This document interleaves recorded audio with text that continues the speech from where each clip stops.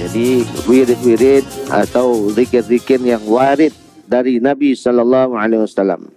Ya, kalau nak tahu, ya, ada sebuah kitab yang memang terkumpul zikir-zikir dan wirid-wirid dari Nabi sallallahu alaihi wasallam, yaitu kitab Al-Azkar Nawawi, ya, An-Nawawi. Jadi sudah disusun di situ banyak zikir-zikir wirid-wiridnya Nabi sallallahu alaihi wasallam. Assalamualaikum warahmatullahi wabarakatuh. Bismillahirrahmanirrahim. Alhamdulillahirabbil alamin. Wassalatu wassalamu ala asyrafil anbiya'i wal mursalin.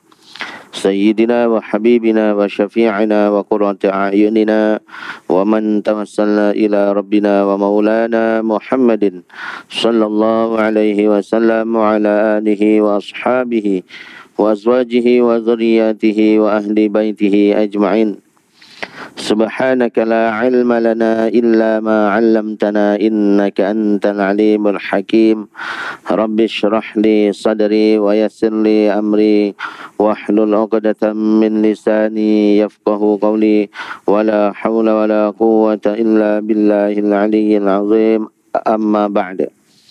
Yang saya hormati, yang saya muliakan para alim ulama, para asatidzah, yang saya hormati, yang saya muliakan Tuan Nazir Masjid Al-Falah USG 9, tuan-tuan imam, segenap EJK atau pegawai pengurusan masjid, hadirin hadirat yang dimuliakan dan dirahmati oleh Allah Subhanahu wa taala. Mudah-mudahan kita semua dalam lindungannya Allah dari segala bentuk musibah dan juga wabak, dan mudah-mudahan kita semua dikurniakan oleh Allah dengan kesihatan dan kekuatan agar kita dapat melaksanakan semua kewajiban kita kepadanya dan juga menjauhkan segala larangannya insya-Allah. Dan mudah-mudahan kita semua dikurniakan oleh Allah Subhanahu wa taala dengan syafaat baginda Nabi Muhammad sallallahu alaihi wasallam baik di dunia maupun di akhirat. Alhamdulillah, pada pagi hari ini kita dapat bertemu kembali di dalam majlis ta'lim ini. InsyaAllah pada pagi hari ini kita akan membahas satu fasal yang menjelaskan tentang berbagai wirid untuk orang yang hanya mencurahkan waktunya untuk beribadah. Ya, bayanu annal awrada lil mutajarridi lil ibadah. Jadi termasuk kategori atau golongan hamba-hamba ibadahnya hamba-hamba Allah. Ya, jadi kita termasuk dalam golongan yang mana? InsyaAllah sebelumnya mari kita sama-sama membaca surah Al-Fatihah. Mudah-mudahan pengajian kita pada pagi hari ini kita semua mendapat manfaat dan diberkati serta diridai oleh Allah Subhanahu wa taala. Bismillahirrahmanirrahim. Liridhallahi ta'ala wa khususan ila hadratin Nabi Mustafa Rasulullah sallallahu alaihi wasallam wa ala alihi wa ashabihi wa azwajihi wa dhurriyyatihi wa ahli baitihi ajma'in. Wa khususan ila hadrati muallif hadzal kitab Asy-Syaikh Muhammad Jamaluddin ibni Muhammad ibni Sa'id Al-Qasimi wa ila hadrati sahibi kitab Ihya'i Ulumuddin Al-Imam Abi Hamid Muhammad bin Muhammad Al-Ghazali rahimahumallahu ta'ala wa ila hadrati abaina wa ummahatina wa azwajina wa auladina wa ahlina wa masyayikhina wa muallimina wa tullabina wa li jami'al muslimina wal muslimat wal mu'minina wal mu'minat al-ahya'i minhum wal amwat syai'un lillahi lahum. Al-Fatihah. A'udzu billahi minasyaitonir rajim. Bismillahirrahmanirrahim. Alhamdulillahi rabbil alamin. Ar-Rahmanir Rahim. Maliki yaumiddin. Iyyaka na'budu wa iyyaka nasta'in. Ihdinas siratal mustaqim. Siratal ladzina an'amta 'alaihim ghairil maghdubi 'alaihim waladdallin. Rabbi firli wa liwalidayya wa lil mu'minina amin. Bismillahirrahmanirrahim. Qala al-muallifu rahimahullahu ta'ala wa nafa'ana bihi wa bi'ulumihi wa amaddana bi asrarihi wa nafahatihi fid din wad darain amin ya rabbal alamin. Bismillahirrahmanirrahim. Telah berkata Al-Imam Al-Ghazali rahimahullahu ta'ala, i'lam anna al-awrada wal adhkara al-marwiyata warradha'ifa al-layliyata wan-nahariyata innama tustahabbu lil mutajarridi lil ibadah alladhi la syughla lahu ghairuha aslan bihaitsa law tarakal ibadata la jalasa battalan. Ketahuilah sesungguhnya wirid-wirid dan zikir-zikir yang diriwayatkan dari Rasulullah sallallahu alaihi wasallam. Jadi wirid-wirid atau zikir-zikir yang warid dari Nabi sallallahu alaihi wasallam. Ya, kalau nak tahu, ya, ada sebuah kitab yang memang terkumpul zikir-zikir dan wirid-wirid dari Nabi sallallahu alaihi wasallam, yaitu kitab Al-Azkar Nawawi, ya, An-Nawawi. Jadi sudah disusun di situ banyak zikir-zikir wirid-wiridnya Nabi sallallahu alaihi wasallam. Ya, ataupun kitab wirid zikir yang telah disusun oleh Syekh Hasan Al-Banna, ya, yang dari Mesir itu, yang bernama kitabnya Kitab Ma'thurat. Ya, baik Ma'thurat Kubra maupun Ma'thurat Sughra. Semuanya itu merupakan zikir-zikir atau wirid-wirid yang memang datangnya dari Nabi sallallahu alaihi wasallam. Jadi boleh diamalkan walaupun tanpa mendapat ijazah sekalipun. Ya, diamalkan, ya, cukup. Ya. Serta ibadah-ibadah yang dilakukan setiap malam dan siang hari disunnahkan bagi orang yang hanya mencurahkan waktunya untuk beribadah dan sama sekali tidak punya kesibukan lain. Sekira kalau tidak beribadah maka ia menganggur tanpa aktiviti. Jadi ini golongan pertama, orang yang tidak punya kesibukan. Ya, sudah waktunya itu, ya, banyak kosongnya daripada sibuknya. Ya, terutama golongan-golongan yang sudah pencen. Ya, sudah tak ada bekerja lagi. Ya, dah pencen lah. Ya, terutama yang umur 60 ke atas. Jadi waktunya banyak, ya, kosongnya, jangan sampai dibiarkan kosong tanpa beribadah. Ya, jadi jangan sampai waktunya itu menganggur tanpa aktiviti. Bukan bererti tak boleh nak lepak-lepak warung mamak misalnya. Bukan tak boleh, boleh. Ya, misalnya habis sembahyang subuh nanti ajak kawan-kawannya lepak sarapan kat warung mamak. Ya, silakan, tapi tahu-tahu dirilah. Ya, cukup 1 jam paling lama. Ya, ada batasan waktu. Kemudian balik, ya, pulang ke rumah. Ya, buatlah ibadah-ibadah yang sesuai. Ya, ataupun, ya, bukan berarti tidak boleh bergurau senda dengan cucu-cucu, boleh. Ya, tapi ada batasan waktu. Inilah waktu-waktu yang, ya, seharusnya diisi. Mungkin dahulu waktu sibuk, ya, kita kurang melakukan ibadah kepada Allah Azza wa Jalla. Jadi waktu-waktu inilah, ya, waktu-waktu sudah kiranya kubur kata mari, kan? Ya, bukan hanya yang dah pencen saja. Ya, yang muda-muda pun jangan sampai menganggur tanpa melakukan ibadah. Kata Al-Habib Umar bin Hafiz rahimahullah ta'ala, ya, ada 4 waktu yang perlu dijaga. Terutama orang-orang yang dulunya sibuk, dulunya lalai, ya, mungkin sekarang sudah ada kesempatan, ya, sudah tak ada kesibukan. Maka 4 waktu ini jangan sampai ditinggalkan, jangan sampai dilalaikan. Ya, 4 waktu ini, ya, kena jaga. InsyaAllah dapat mengcover, ya, menutupi kelalaian-kelalaian yang telah kita lakukan pada waktu yang lampau. Ya, pertama adalah waktu sahur. Ya, 1/2 jam kurang lebih, ya, sebelum azan subuh. Gunakanlah waktu itu dengan sebaik-baiknya. Ya, ataupun, ya, 1 jam sebelum subuh pun boleh. Yang penting waktu sahur. Kerana di dalam waktu sahur ada waktu yang mustajab. Ya, jangan sampai ditinggalkan. Mintalah pada Allah, terutama keampunan dan taubat kepada Allah Azza wa Jalla. Ya, pada waktu ini insya-Allah, ya, siapa yang berdoa pada waktu itu, ya, bagaikan anak panah yang dilepaskan dari busurnya, tepat pada sasaran. Tak akan, ya, terpesong ke mana-mana. Ya, dia punya sasarannya tak akan meleset. Jadi ya mudah dikabulkan oleh Allah. Ya, istighfar. Ya, kerana ada jaminan daripada Allah siapa-siapa saja yang beristighfar. Ya, istighfar yang banyak. Ya, di dalam surah Nuh Allah sudah sebutkan ada 5 jaminan bagi orang yang istighfar. Ya, qul tastaghfiru rabbakum innahu kana ghaffara. Ya, surah istighfar. Astaghfirullah innahu kana ghaffara. Astaghfirullah innahu kana ghaffara. Ya, yang banyak. Ya, yang banyak-banyak, jangan 1-2 je.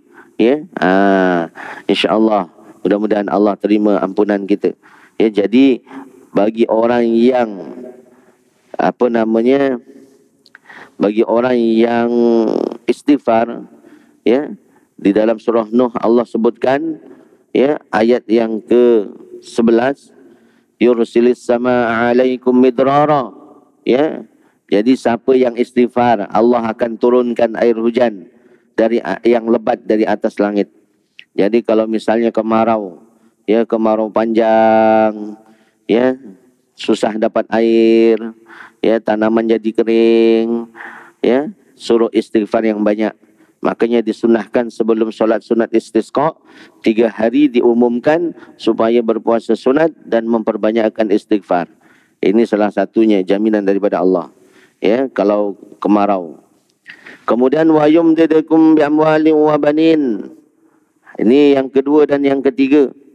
Ya, jadi siapa yang hidupnya susah, ya, kesempitan rezekinya, asyik sulit hidupnya, istighfar yang banyak, insya-Allah Allah akan, ya, menambahkan hartanya.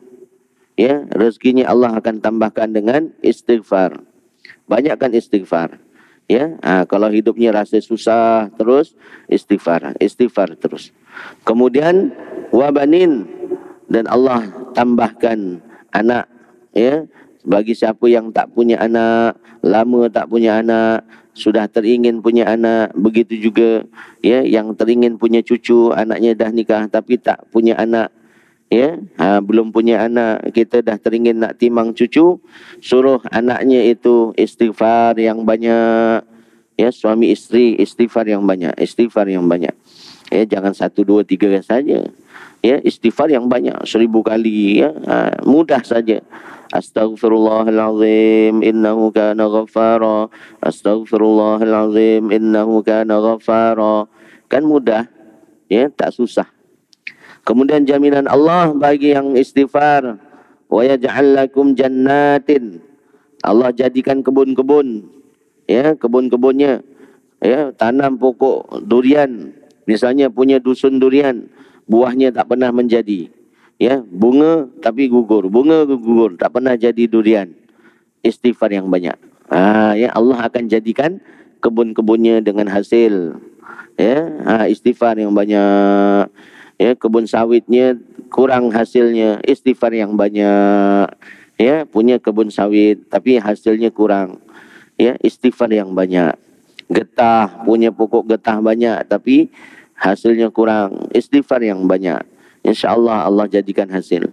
Kemudian wa yaj'al lakum anhara, Allah jadikan, ya, sungai-sungai di dalam kebunnya. Ya, kebunnya tak ada sumber air, Allah akan datangkan sumber air pada kebunnya. Ini bagi yang istighfar. Ya, makanya banyakkan istighfar. Ya, kita ini banyak dosa, jadi jangan sampai kita lalai daripada istighfar. Kemudian yang kedua, waktu setelah solat fardu subuh sampailah terbitnya matahari.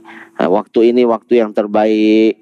Jadi jangan sampai gunakan waktu itu dengan tidur balik. Ya, jangan lepas sembahyang subuh gunakan waktu itu dengan ibadah.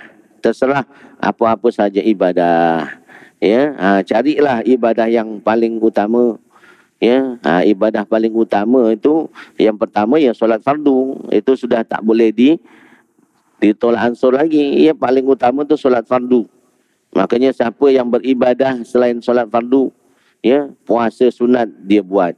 kemudian sedekah dia buat, tapi tak sembahyang fardu, ya, semuanya tertolak, tak diterima oleh Allah Azza wa Jalla, sia-sia. Makanya yang paling utama ibadah fardu, ya, solat 5 waktu itu. Yang kedua adalah solat rawatib. Ya, solat rawatib. Makanya kalau misalnya, ya, solat tarawih sekalipun, sebelum bangun solat tarawih, solat ba'diyah isya dulu. Ya, kerana solat ba'diyah isya merupakan solat rawatib. Ya, merupakan solat yang paling utama setelah solat fardu. Ya, ibadah yang lebih utama setelah solat fardu, yang mana solat tarawih pun kalah besar ganjarannya. Ya, solat sunat isya dulu, baru solat sunat tarawih. Kemudian cari lagi apa yang afdal. Kata Nabi SAW, afdalu ibadati ummati tilawatul Quran. Ya, ibadah yang utama, paling utama umatku, ibadah umatku yang paling utama adalah membaca Al-Quran. Sudah, ya, ini yang paling utama. Setelah itu tadi, ya, buat kerana apa? Kata Nabi SAW, man qara'a, ya, man qara'a harfan min kitabillah falahu bihi hasanatun wal hasanatu bi asyri amsalihha. La aqul, ya, kata Nabi, alif lam mim harfun, ya, la aqul alif lam mim harfun walakin alifun harfun wa lamun harfun wa mimun harfun. Ya, Nabi SAW bersabda, barang siapa yang membaca satu huruf dari kitabillah, iaitu Al-Quran, falahu bihi hasanatun, maka tetap baginya dengan membaca satu huruf tadi satu kebaikan. Jadi baca satu huruf dapat satu kebaikan. Wal hasanatu bi asri amsalihha. Ya, satu kebaikan tadi dilipat kali gandakan 10 kali lipat oleh Allah Azza wa Jalla. La aqul, aku tak mengatakan alif lam mim harfun. Alif lam mim itu satu huruf. Tapi aku katakan, kata Nabi SAW, alif itu satu huruf, lam itu satu huruf, mim itu satu huruf. Bagaimana tak utama? Bagaimana tak lebih utama ibadah membaca Al-Quran? Iaitu, ya, banyak sekali. Bayangkan, ya, huruf-huruf yang ada dalam Al-Quran berapa jumlahnya. Al-Imam Asy-Syafi'i rahimahullah ta'ala, ya, telah menghitung, ya, bahawa di dalam Al-Quran terdapat 1.027.000 huruf. Kalau kita baca hatam, bayangkan berapa banyak kita dapat ganjaran. Ya, satu huruf dapat satu, dilipat kali gandakan 10. Jadi kalau 1.027.000 huruf, berarti kita mendapat lipatannya 10.027.270.000 ganjaran daripada Allah Azza wa Jalla. Masya Allah. Ya, bagaimana tak utama? Ya, ini. Jadi jangan sia-siakan waktu setelah habis subuh. Macam tadi baca satu muka surat, alhamdulillah, termasuk ibadah. Kemudian hadir pada majlis ilmu seperti ini, ya, ibadah juga. Ya, ibadah. Jadi jangan sampai gunakan waktu setelah subuh tu tidur balik, jangan. Rugi. Ya, rugi. Ada hadisnya yang mengatakan, ya, kalau kita beribadah setelah habis waktu subuh, ya, solat subuh sampailah terbitnya matahari, kemudian disambung dengan solat sunat 2 rakaat, ya, mendapat ganjaran seperti melaksanakan haji dan umrah sepenuhnya. Masya Allah. Ya, itu ganjaran yang Allah berikan. Ya, jangan tidur lagi. Jadi carilah keutamaan-keutamaan pada waktu tersebut, ya, baca Quran. Ya. Kalau yang tak pandai baca Quran bagaimana? Teringin baca Quran, tak masalah. Ya, tak masalah. Walaupun tak pandai baca Quran, waktu baca sama-sama tu ambillah Quran, buka, dengarkan, cukup. Ya, itulah kelebihan Al-Quran. Bukan hanya yang membaca dapat pahala, yang mendengarkan pun dapat pahala. Bukan hanya yang mendengarkan dapat pahala, melihatnya sahaja dapat pahala melihat Al-Quran. Makanya bagi siapa-siapa yang tak pandai baca Quran, ya belum pandai lah, bukan tak pandai, belum pandai baca Quran, jangan malu, jangan segan, ambil Quran. Time baca sama-sama tu buka. Entah muka surat berapa, yang penting buka, tengok huruf-hurufnya. Ya, perhatikan satu huruf per huruf. Kemudian dengarkan apa yang orang baca. Sudah dapat pahala dah. Ya, ini termasuk tips. Ada satu kisah. Ya, ini kisah benar terjadi. Ada seorang pendakwah ni, ya, mungkin jamaah tabligh. Satu malam dia berjalan melewati sebuah kuburan. Ya, dia melihat satu kuburan tu bercahaya. Yang mana sinar cahayanya itu menjulang ke atas langit. Dia nampak. Kalau kita nampak agak-agak, kita tetap kat situ ataupun kita buka jurus langkah 1000 agaknya. Kalau saya akui, saya terus cabut lari. Ya, jangan sangka ustaz pun berani. Ya, ada jugalah ustaz yang berani. Kalau saya tu jenis yang tak berani. Ya, jadi orang tadi nampak kubur tu, mungkin dia berani, dia ingat-ingat kubur tu kat mana. Besok paginya, siangnya, dia tanya orang kampung ataupun yang jaga kubur. Yang bersih-bersih kubur, dia tanya, itu kubur siapa? Ya, oh itu kubur arwah si fulan. Rumahnya di mana? Oh, rumahnya di sana. Hanya dicari sama orang tadi sampai rumahnya, ya, bagi salam, kebetulan yang jawab isteri kepada almarhum tadi. Akhirnya borak-borak lah, tanya kabar dan sebagainya. Akhirnya dia ajukan satu soalan. Makcik tumpang tanya, ya, saya nak tanya, apa amalan istimewa yang dilakukan oleh suami makcik? Sebab malam tadi itu saya lihat kubur suami makcik ini bercahaya. Menangis makcik itu dengar. Ya, nak, mohon maaf nak. Ya, suami saya itu bukan siapa-siapa. Bukan tok guru, bukan kiai, bukan ulama, bukan ustaz, bukan guru ngaji, malah buta huruf Al-Quran. Atau kata lain, tak pandai baca Quran sama sekali. Tapi dia tu sangat cinta dan sayangnya dengan Al-Quran. Ya, setiap malam sebelum tidur, dia akan berwuduk, ambil Quran, kemudian dipeluknya, diciumnya.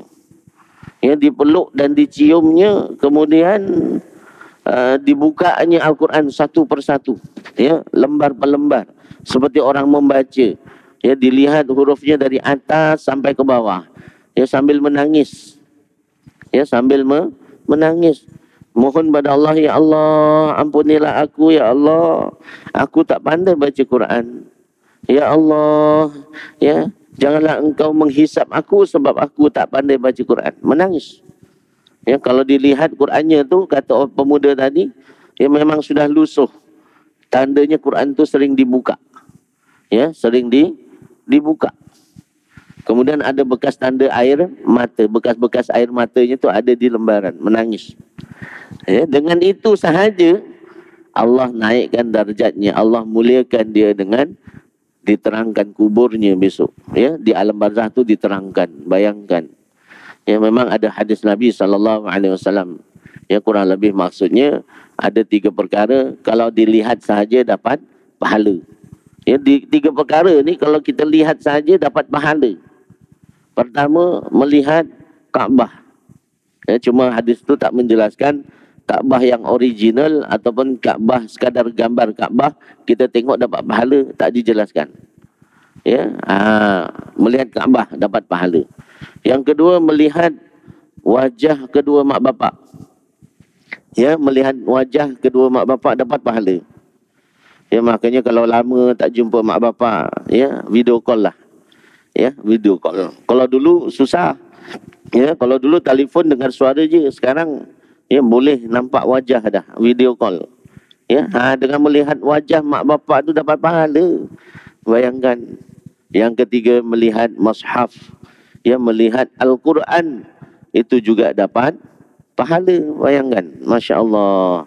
Bagaimana tak utama dengan membaca Al-Quran. Membaca dapat pahala, melihat dapat pahala, kemudian mendengarkan dapat pahala. membawa pun dapat pahala. Ya. Kemudian waktu yang ketiga adalah waktu sedikit sebelum waktu maghrib. Ya, makanya sebelum maghrib, ya, paling tidak ya setengah jam lah sebelum maghrib itu dah siap-siap, ya, isti'dad qablal azan, ya, buatlah persiapan sebelum azan, ya, sebelum azan dah siap-siap, baju dah bersih, ya, badan dah bersih, ya, untuk siap-siap sembahyang maghrib, pergi ke masjid atau surau atau di rumah sekalipun. Ya, gunakan waktu sedikit sebelum masuk waktu maghrib itu dengan memperbanyakkan baca doa, istighfar dan sebagainya. Di situ ada waktu yang mustajab. Kemudian yang keempat adalah waktu setelah solat fardu maghrib sampai isya. Ya, jadi jangan sampai disia-siakan waktu tersebut. Isilah dengan ibadah-ibadah. Ya, jadi jangan sampai, ya, golongan ini yang pertama, maksudnya yang sudah tidak punya kesibukan, ya, malah membiarkan waktunya berlalu begitu saja. Jangan, ya, ambillah kesempatan ini. Dulu mungkin kita lalai, kita, ya, menyia-nyiakan waktu. Ada kesempatan, buatlah, ya, jangan kita membazirkan waktu. Kemudian golongan yang kedua adalah orang alim dan para penuntut ilmu. Ibadahnya bagaimana? Yang mana mereka mendalami ilmu yang bermanfaat ataupun mereka mempelajari ilmu yang akan memberikan manfaat kepada orang banyak, baik dalam berfatwa, mengajar atau menyusun tulisan, iaitu mengarang-arang kitab, maka aktiviti wiridnya tidak sama dengan orang yang hanya mempunyai kesibukan beribadah saja.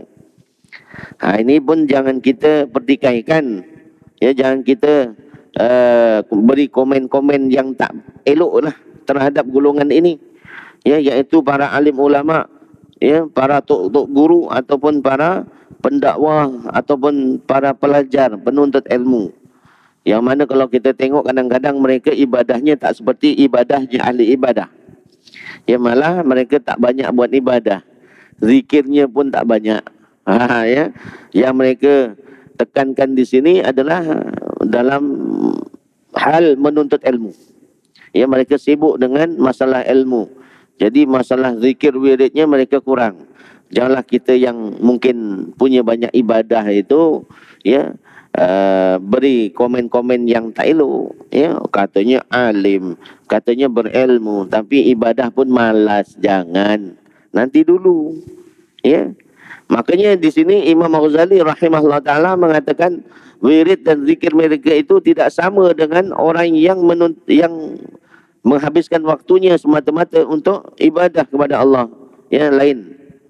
Sebab orang alim perlu mempelajari kitab-kitab, perlu mutola'ah kitab sebelum mengajar, perlu mutola'ah. Ya, jadi mutola'ah itu bukan mengambil waktu yang sebentar, ya, bukan waktu yang sekejap, ya, mengambil waktu yang lama untuk memahami, ya, apa yang terkandung dalam kitab, takut ada kekeliruan dalam penyampaiannya nanti. Kena hati-hati. Kemudian mereka menghabiskan waktu dengan mengarang kitab supaya ilmu yang dia punya tu bermanfaat untuk dirinya dan juga orang lain yang mempelajari ilmunya. Ya. Kemudian menyampaikan ilmu ke masyarakat. Jadi waktunya habis dengan menyebarkan ilmunya kepada masyarakat. Dan semua itu pasti memerlukan waktu yang banyak. Bahkan jika ia mampu menghabiskan waktunya untuk itu semua, maka itu yang paling utama bagi mereka setelah melaksanakan solat fardu beserta solat rawatibnya, seperti keterangan yang telah aku jelaskan dalam bab keutamaan mengajar dan belajar pada kitab ilmu. Ini, ya. Jadi golongan ini kalau dia dapat menghabiskan waktunya dengan ilmu 24 jam sekalipun, itu lebih utama, lebih, ya, afdal setelah solat fardu dan juga solat rawatibnya. Sudah cukup. Jadi wiridan mereka itu, ya, para alim ulama.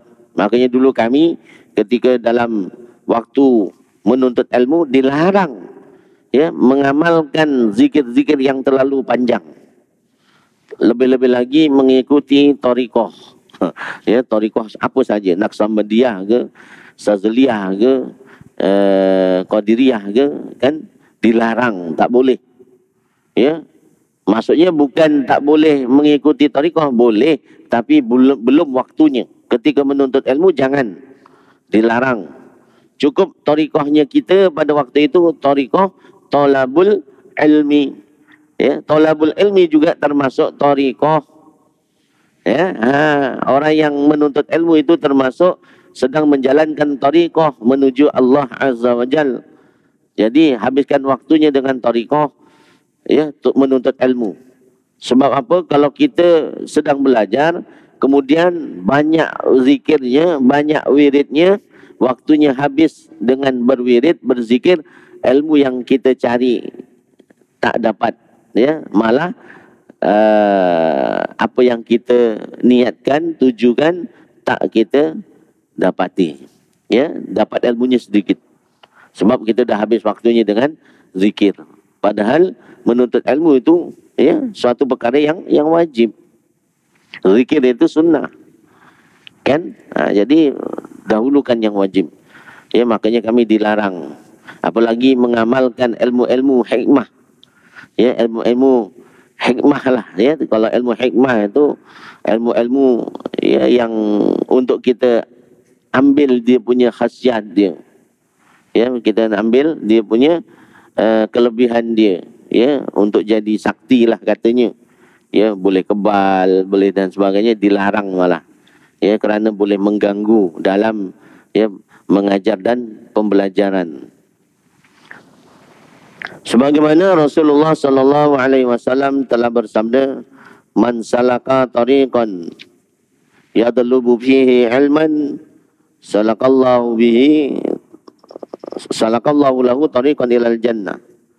Barang siapa yang menempuh satu jalan, ya, yang mana di dalamnya mencari satu ilmu, maka Allah mudahkan jalan baginya menempuh jalan menuju surga. Ini, ya. Jadi itu termasuk kelebihan orang yang menuntut ilmu, ya, dengan belajar atau mengajar, Allah juga mudahkan baginya untuk, ya, menempuh jalan ke surga. Juga Rasulullah sallallahu alaihi wasallam pernah bersabda, "La an taghdwa fatata'allama baban minal ilmi khairun min an tusalliya mi'ata rak'atin." Sungguh kamu berpagi-pagian keluar rumah, kemudian kamu mempelajari satu bab dari ilmu, itu lebih baik berbanding kamu solat 100 rakaat solat sunnah. Ini makanya kelebihan orang yang sibuk dengan ilmu. Ya, makanya habis sembahyang subuh seperti hari ini ada kuliah, datang je. Ya, datang. Sesuai dengan hadis Nabi sallallahu alaihi wasallam ni. Ya, sesuai. Pagi-pagi dah keluar rumah, ya, nak sembahyang subuh berjamaah, kemudian ada majlis ilmu, datang. Walaupun satu bab yang kita pelajari, itu lebih baik daripada kita sembahyang 100 rakaat sembahyang sunnah. Masya Allah. Ya.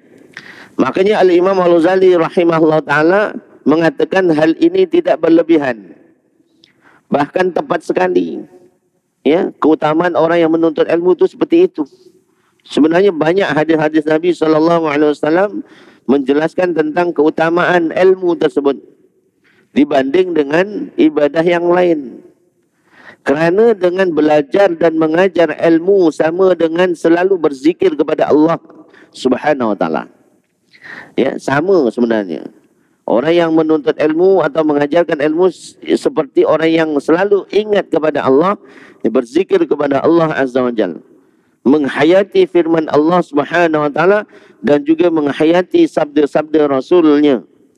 Di dalam ilmu ada kemanfaatan bagi orang lain dan sebagai petunjuk bagi mereka menuju jalan akhirat.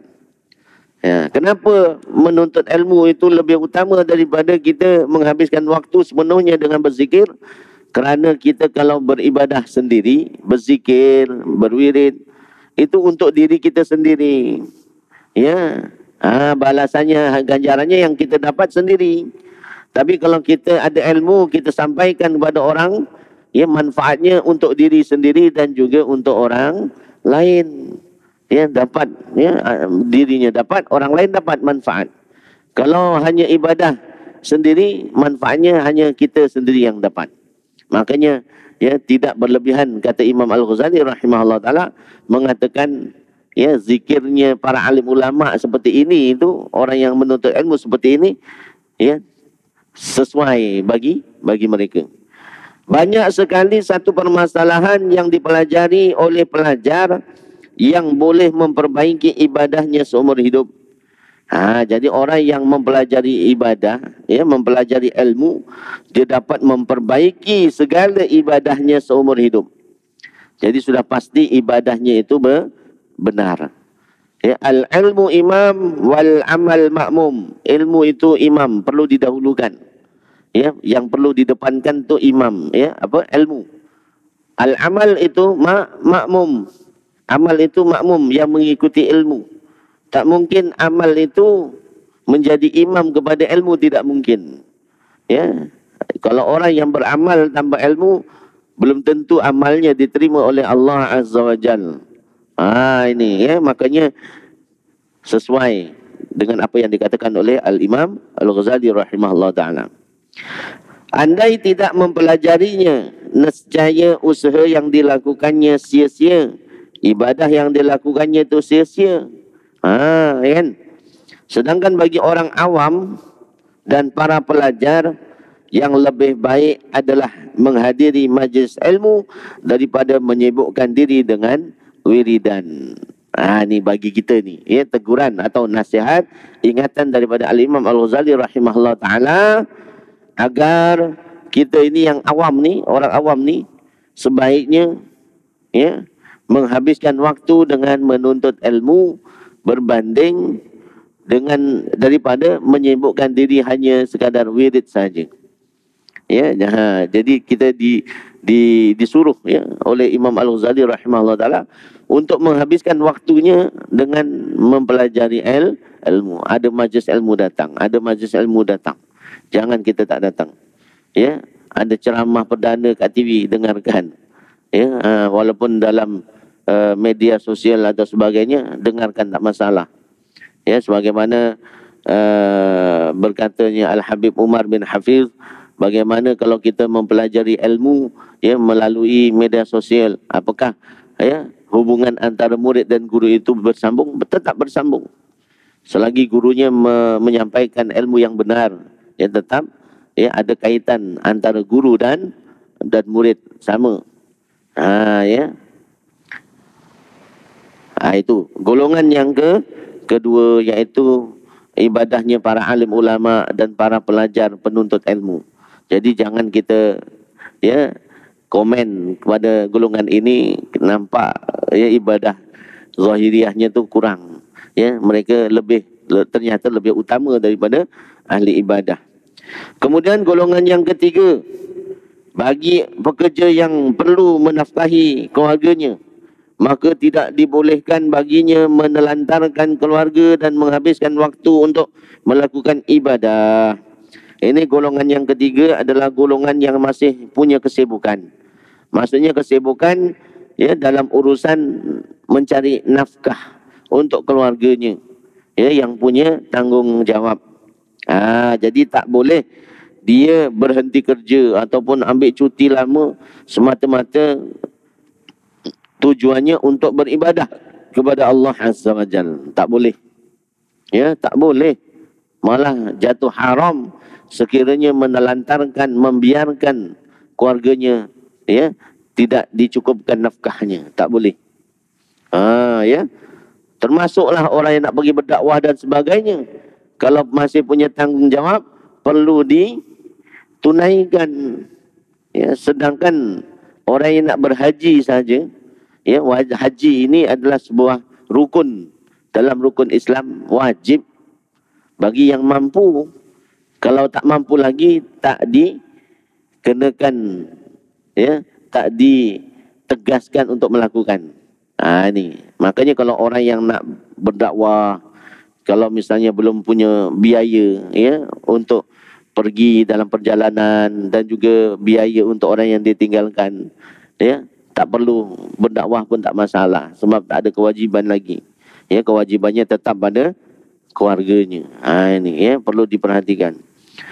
Kecuali lah ya kalau nak berhenti, ya nak berhenti kerja misalnya boleh. Ya kalau misalnya dalam banknya tu akaunnya ada 1 bilion, dah cukup 1 bilion, silakanlah. Ya kalau setakat 1 juta tu kurang. Ya 1 juta tu sekejap mata habis. Kalau mungkin 1 bilion tu lama sikitlah nak habis. Ya boleh. Kalau misalnya akaunnya akhir bulan penuh, awal bulan habis, ya begitu terus, tu tak boleh. Ya akhir bulan penuh, awal bulan habis bayar hutang. Ya habis untuk guna apa-apa. Itu tak boleh nak berhenti. Ya tak boleh. Lah bagaimana ibadahnya? Ini satu pertanyaan. Ya wajib bekerja, nanti ibadahku bagaimana? Jadi wiridan, ibadah atau wiridnya orang yang punya kesibukan seperti bekerja dan sebagainya adalah, ya wiridnya itu sendiri adalah pekerjaannya itu sendiri. Ya ibadahnya itu adalah pekerjaannya itu sendiri yang dia lakukan, ya, mencari nafkah. Selagi pekerjaannya itu tidak sampai melupakan Allah Azza wa Jalla. Maksudnya tidak bercampur dengan maksiat, sentiasa ingat kepada Allah Azza wa Jalla. Ya masih berada di landasan syariat. Bekerja tapi perkara yang dilarang oleh Allah, ya tak boleh jadi ibadah. Kerjanya kat kilang arak misalnya, ya tak boleh jadi ibadah. Bekerja kan kedai judi, ya tak boleh jadi ibadah. Ya selagi misalnya pekerjaannya itu yang halal dan thayyibah ataupun yang halal, ya sudah diniatkan ibadah kepada Allah sebab mencari nafkah untuk keluarganya, termasuk ya ibadah kepada Allah Azza wa Jalla. Ataupun kesibukan lain. Ya, misalnya ingin pergi ibadah. Ya, sudah niat ni nak pergi masjid. Tiba-tiba tetamu datang. Ya, ada tetamu datang. Ya. Kita nak tinggalkan tetamu ke nak pergi masjid ataupun nak melayani tetamu. Jadi tak perlulah kita pergi masjid. Ya, tetap melayani tetamu yang datang. Itu sudah menjadi ibadah juga. Ya, man kana yu'minu billahi wal yawmil akhir falyukrim dhaifahu, maka sebaiknya muliakan tetamu. Macam itulah istilahnya. Ya, suatu perkara yang baik kalau diniatkan menjadi ibadah, dia akan jadi ibadah. Ini ya, betul-betul kita memang nak pergi solat jemaah misalnya, dah masuk waktu zuhur, tiba-tiba ada tamu jauh datang, takkan kita nak tinggalkan, betul tak? Ya, itu juga termasuk ibadah. Kecuali lah sembahyang Jumaat. Ya permisi dulu, minta maaf, kamu musafir, duduk istirahat dulu di rumah, saya nak pergi masjid. Ya, wajib bagi saya menunaikan solat Jumaat. Macam tu, ya, bagi tahu. Ya, muliakan tamu. Jadi orang yang sedang sibuk, ya, dengan pekerjaannya tak boleh berhenti, itulah ya ibadah mereka, pekerjaannya itu sendiri. Ya, termasuklah orang yang nak suluk, orang yang nak pergi tabligh, keluar khuruj 3 hari, ya 7 hari, 4 bulan, hendaklah dia mencukupi keluarganya dahulu. Kalau misalnya pergi tanpa mencukupi, ya keluarganya jatuh haram, walaupun pekerjaan itu adalah suatu perkara yang baik. Ya, kalau dia meninggalkan kewajiban terutama keluarganya, ya hukumnya haram. Sebab pernah satu ketika Nabi SAW berkumpul dengan para sahabat. Ya, pagi-pagi itu berkumpul dengan para sahabat. Ya, waktu itu lewatlah satu orang pemuda. Ya, seorang pemuda yang badannya kekar, badannya sasa, kuat, ya, berjalan. Ya, akhirnya ada sahabat itu berkata, celakalah pemuda itu. Alangkah baiknya kalau ya tenaganya, kekuatannya digunakan untuk fi sabilillah. Maksudnya berperang di jalan Allah, bukan untuk bekerja. Akhirnya apa yang ditegur oleh Nabi SAW, kamu jangan berkata demikian. Ya, kamu jangan berkata demikian. Orang yang pergi bekerja sebab untuk menafkahi keluarganya, itu juga termasuk fi sabilillah. Orang yang pergi bekerja sebab untuk menghindari daripada perbuatan haram, kalau misalnya dia tak ada kerja, tak ada duit, akhirnya melakukan perbuatan yang haram seperti mencuri dan sebagainya, ya. Jadi termasuk fi sabilillah. Dia bekerja sebab ingin menghindarkan diri daripada melakukan haram. Itu termasuk fi sabilillah. Makanya kalau tak bekerja nanti melakukan perkara haram, itu sudah fi sabili syaitan. Itu ya. Jadi kalau orang bekerja sebab nak riak, sombong dan sebagainya, itu barulah ya dia menuju jalan syaitan. Ini makanya jangan kita remehkan tanggungjawab dari sudut nafkah. Ya, baik-baik kita sebagai seorang suami. Mudah-mudahan apa yang saya sampaikan, kita semua mendapat manfaat daripada apa yang saya terangkan tadi. Ya, janganlah sampai kita sia-siakan waktu yang ada, ya, yang masih ada ini. Kalau boleh ya kita berusaha sedaya upaya kita untuk mengisi waktu-waktu kita dengan ya beramal ibadah untuk menambahkan ya ganjaran pahala kita, tabungan ataupun bekalan kita untuk di akhirat nanti insya-Allah. Ya, banyak sekali amalan-amalan yang kecil tapi ya pahalanya besar, banyak ya. Seperti jangan kita lupakan solat sunat fajar. Ya, sebelum fardu subuh ada 2 rakaat solat sunat fajar yang mana pahalanya itu sangat besar, ya, lebih besar daripada dunia dan seisinya. Ya, buatlah ya, kalau yang mampu ada kesempatan buat. Kemudian memperbanyakkan tasbih, ya, tasbih subhanallah wa bihamdihi subhanallahil azim, sebagaimana sabda Nabi sallallahu alaihi wasallam, ya, kalimatani habibatani ila rahman khafifatani ala lisan thaqilatani fil mizan. Ya, 2 kalimah yang dicintai, yang disenangi oleh Ar-Rahman, ya, kemudian ringan pada lisan untuk mengucapkan, kemudian yang dapat memberatkan mizan timbangan kita besok di padang mahsyar adalah 2 kalimah tadi, subhanallah wa bihamdihi subhanallahil azim. Ya, itu dapat ya, walaupun bacanya ringan bacaannya tapi boleh memberatkan mizan kita besok di padang mahsyar, ya. Banyak sebenarnya, makanya jangan kita sia-siakan waktu yang ada, lebih-lebih lagi yang sudah ya usia yang mendekati penghujungnya, ya, jangan sampai kita lupa, ya. Biarlah kelalaian yang dulu ya kita tutupi dengan amal ibadah sekarang, ya. Kurang lebihnya saya mohon maaf di atas segala kekurangan. InsyaAllah ada umur panjang kita jumpa lagi. Kita tutup majlis kita dengan tasbih kafarah dan surah Al-Nas. Bismillahirrahmanirrahim. Subhanakallahumma wa bihamdika asyhadu an la ilaha illa anta astaghfiruka wa atubu ilaik. Bismillahirrahmanirrahim. Wal 'ashr. Innal insana lafi khusr illa alladhina amanu wa 'amilus solihati wa tawassaw bil haqqi wa tawassaw bis sabr. Kurang lebihnya saya mohon maaf di atas segala kekurangan. Wabillahi taufiq wal hidayah. Assalamualaikum warahmatullahi wabarakatuh.